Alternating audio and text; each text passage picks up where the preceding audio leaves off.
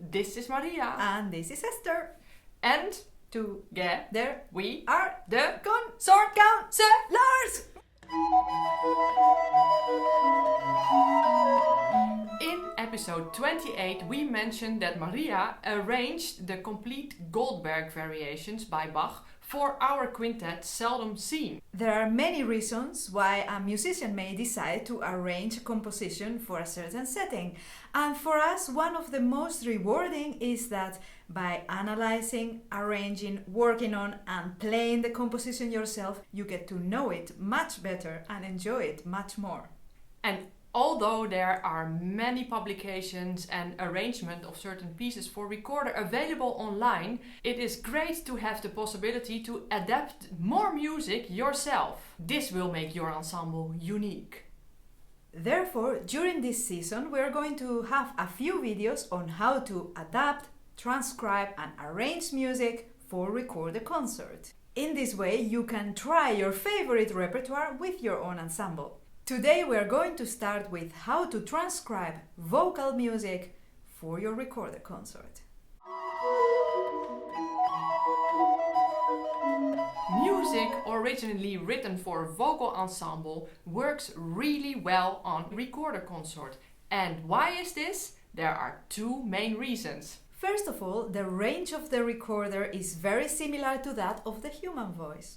And that means that the music written for the voice usually fits very well and there are no notes out of range when you play the music on the recorder. That saves a lot of trouble and headaches.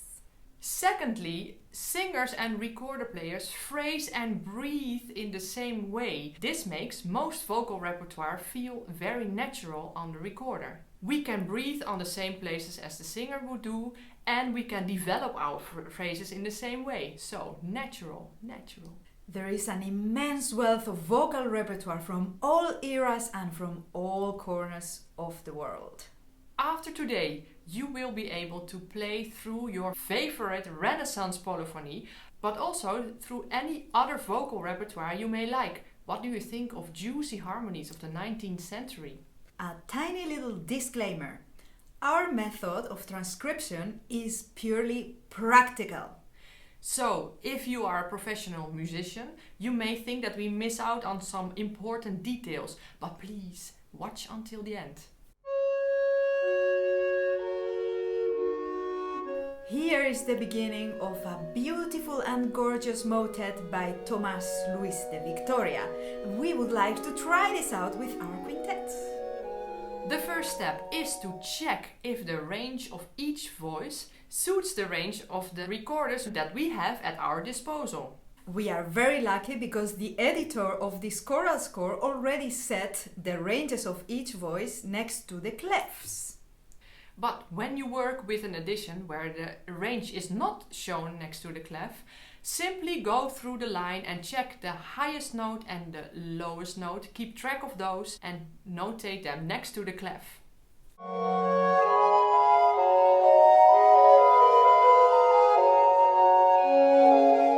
The next step is very simple. We are just going to connect every type of voice with the corresponding type of recorder from bottom to top. Bassus means bass in Latin.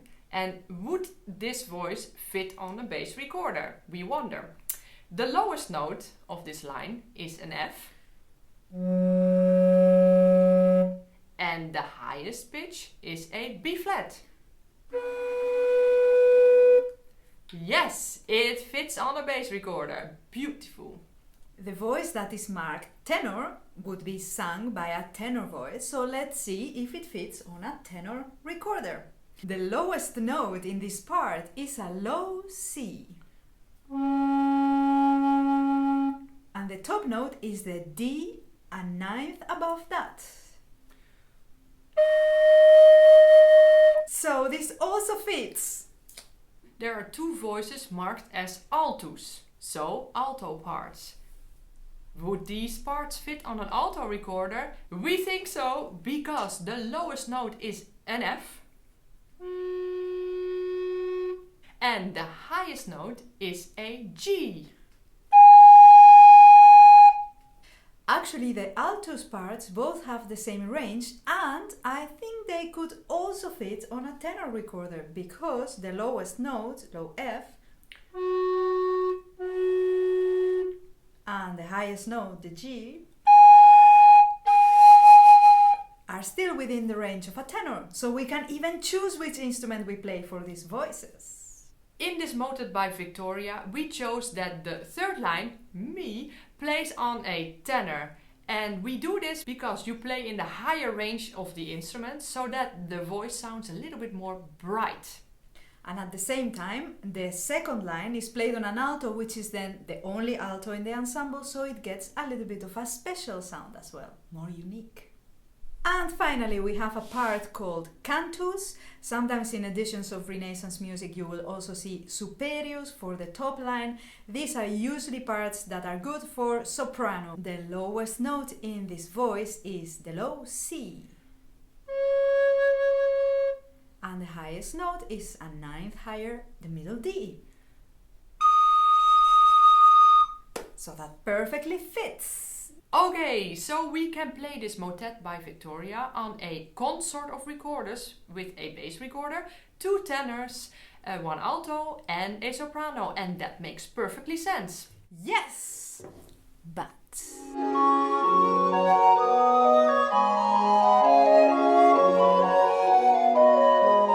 we have to be aware as recorder players that our instruments that are named soprano, alto, tenor and bass actually sound a whole octave higher than the corresponding singer. So when we play this motet in the setting that Hester just mentioned, we are sounding an octave higher than a vocal ensemble. But this is not a problem at all. Actually, it's really nice to play vocal music an octave higher than the singers would do, because it sounds lovely and angelic.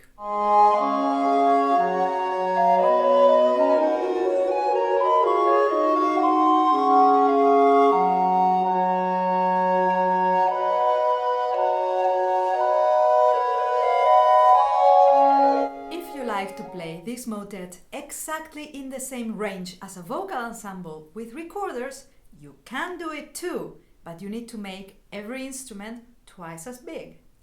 That means that the little soprano is going to become a tenor for the top line. The alto that played the second line is going to become a bass. The tenors turn into a C bass. And the bass recorder becomes a contrabass. When you try out the music with your ensemble and you have enough instruments to try both the high option and the low version, you can see for yourself and hear for yourself what is the best option for your ensemble. And for the music.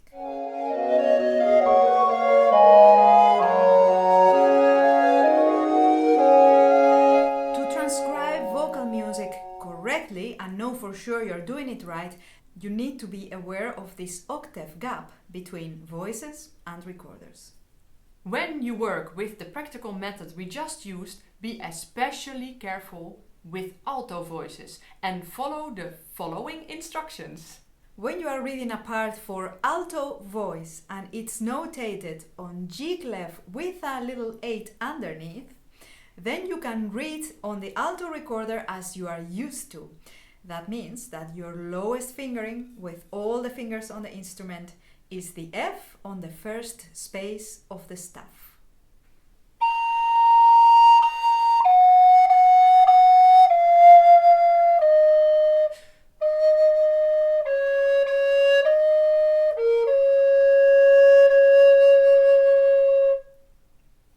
When the part for alto voice is written without an octave sign below the G clef, this means you have to play your voice an octave higher than that it's written. And this also means that the lowest tone of your instrument is written with 3 additional lines below the staff.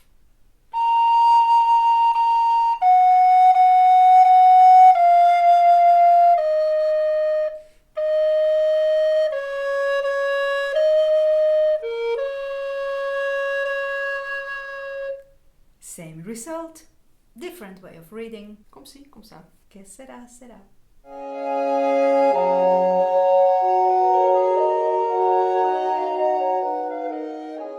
If you are not particularly interested in understanding exactly why and how all of these octaves work, then you can just start working with the practical method we described. However, if you are interested in understanding how it all works with the actual pitch of the singers and the pitch of the instruments we use, we recommend you to download the PDF in the link in the video description below and start analyzing.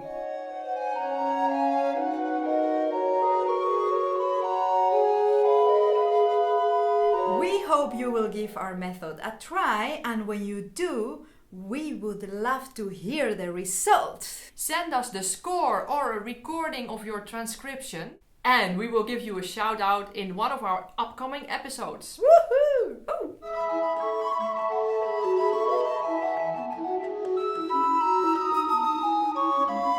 If you cannot wait to start working on the tips we have given you today, you're gonna need to find some great choral music to arrange.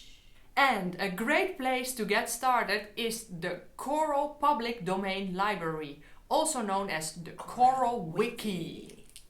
This is a great resource for choral music with compositions from all eras and all around the world. Try their advanced search engine or browse through one of their thematic collections like Christmas music, Easter music, and summer music, winter music. Another great page if you are interested in music from the Spanish Renaissance, although they also have more things, is tomasluisdevictoria.org. Here you will find, among other choral music, the complete works by Morales, Guerrero and Victoria. See you next time! Adios amigos! Bye bye! Doei!